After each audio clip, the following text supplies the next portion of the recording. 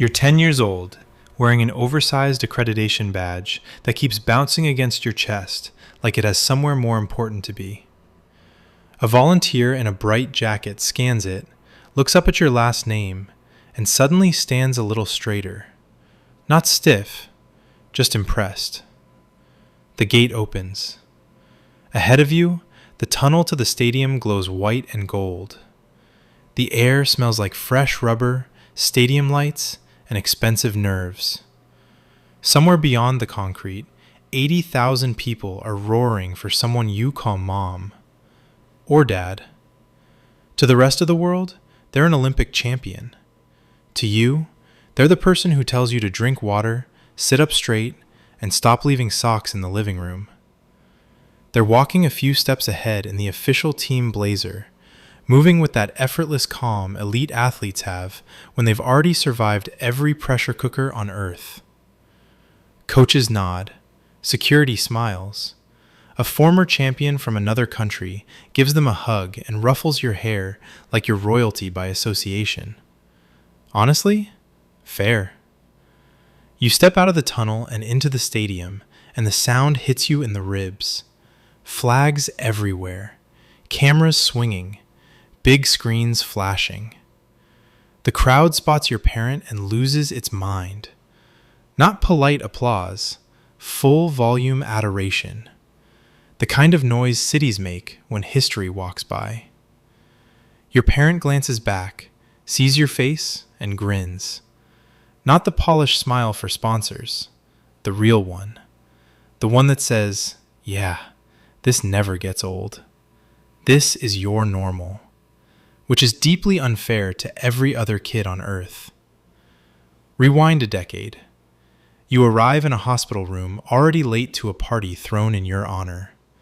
Flowers stacked on every surface, text messages exploding, former teammates calling from different time zones. Somebody from the National Federation sends a giant stuffed mascot before you can hold your own head up. There's a gold medal in a drawer 2 feet away, and enough congratulations in the room to launch a small campaign. You don't know it yet, but you've been born into a family where excellence is not a once-a-year guest. It lives here. It drinks coffee in the kitchen. It leaves training shoes by the door.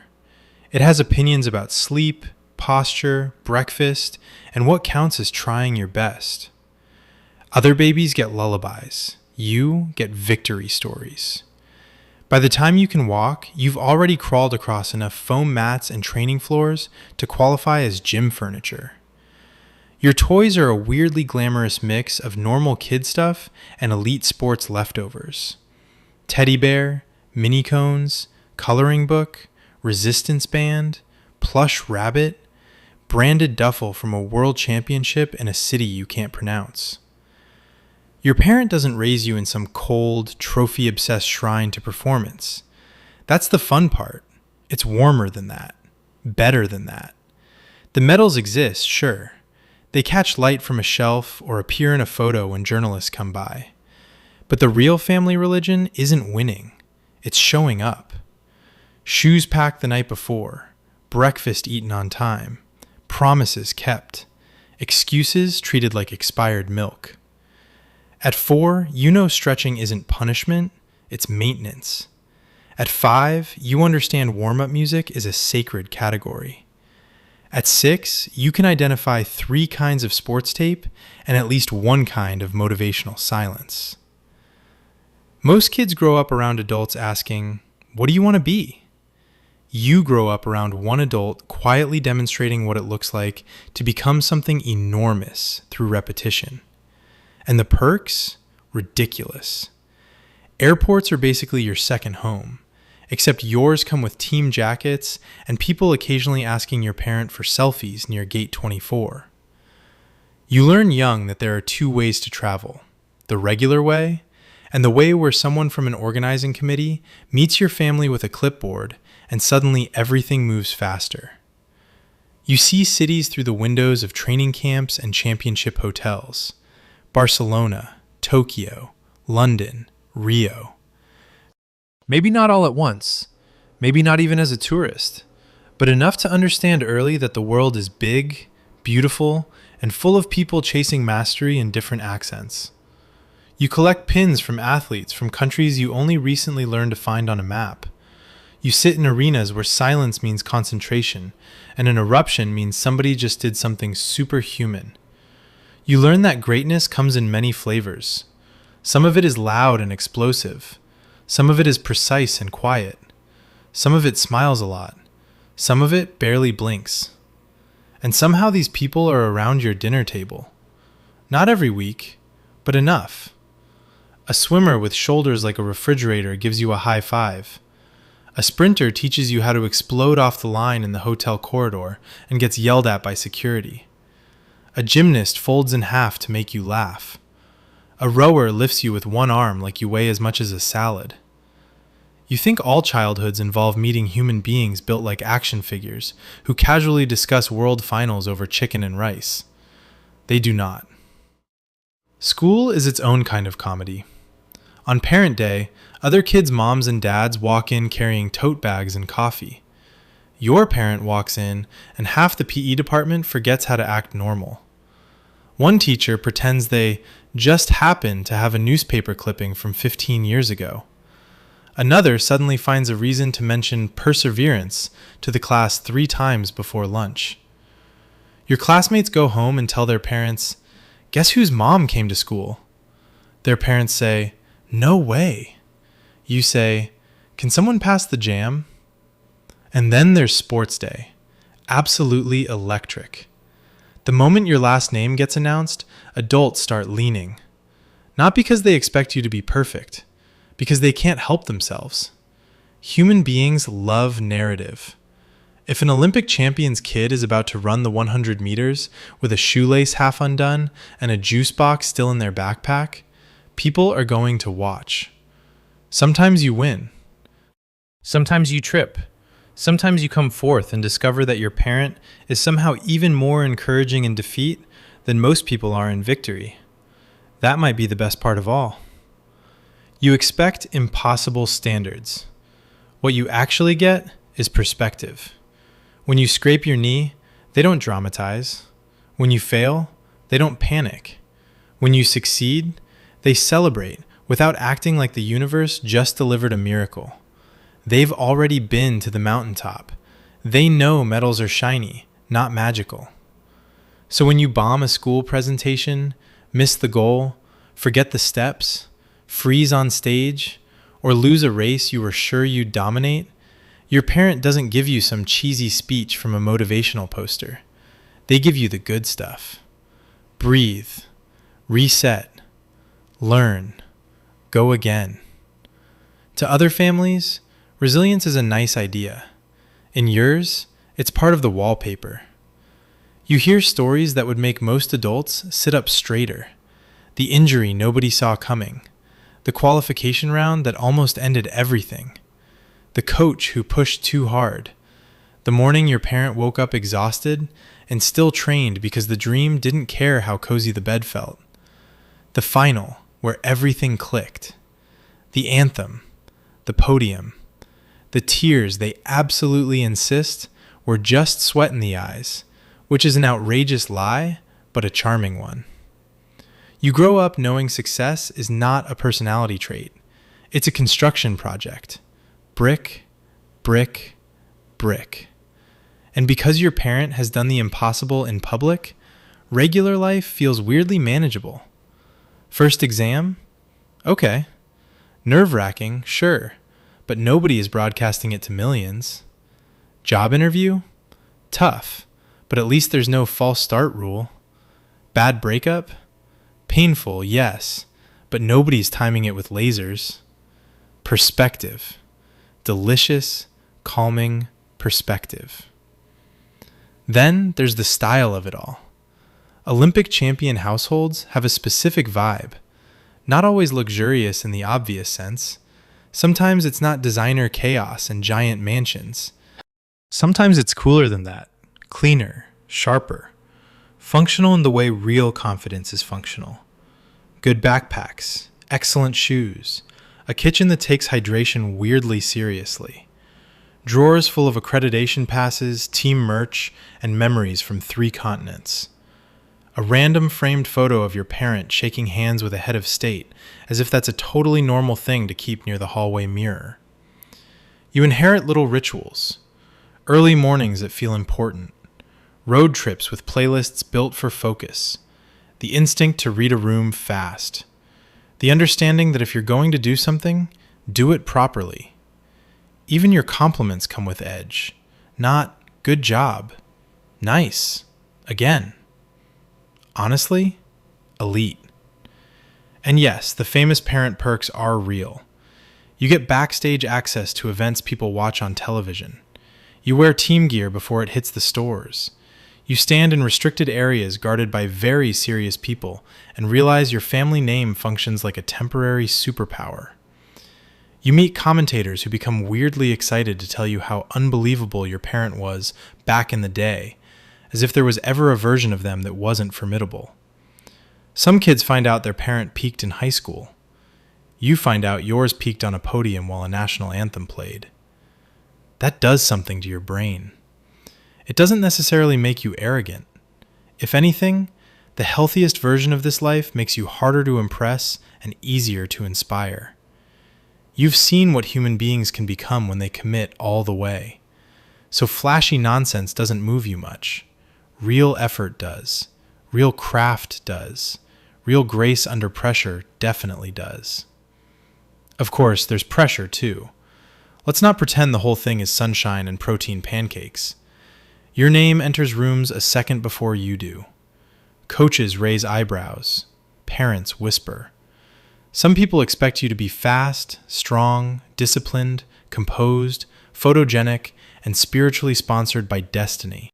Very normal expectations for a 14-year-old, obviously. But even that has an upside. You learn early that borrowed shine only gets you so far. A famous last name may open a gate, but it cannot run your race, finish your project, build your career, or save you when life gets technical. So sooner than most people, you start asking the useful question. Not, how do I live up to this? How do I build something that's mine? And the best Olympic champions, the good ones, the grounded ones, the ones worth inheriting from, they help you answer it. They don't try to clone themselves through you. They don't turn your life into a sequel. They hand you the blueprint without demanding you copy the building. Maybe you choose sport too. Maybe you don't. Maybe you fall in love with music, design, medicine, engineering, film, fashion, business, coaching, science, architecture, or something nobody in your family can even define properly at first. Your parent still knows the drill. Dream, discipline, repeat. They recognize the shape of devotion, even when it shows up wearing different clothes.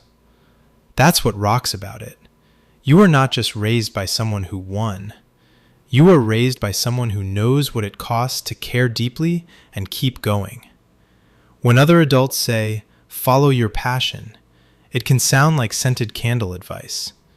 When your parent says it, there's muscle behind it. They've bled for a goal. Literally, probably. They've thrown up after training. They've rehabbed injuries in boring rooms that smell like disinfectant and stubbornness. They've learned how to start over without making a speech about it.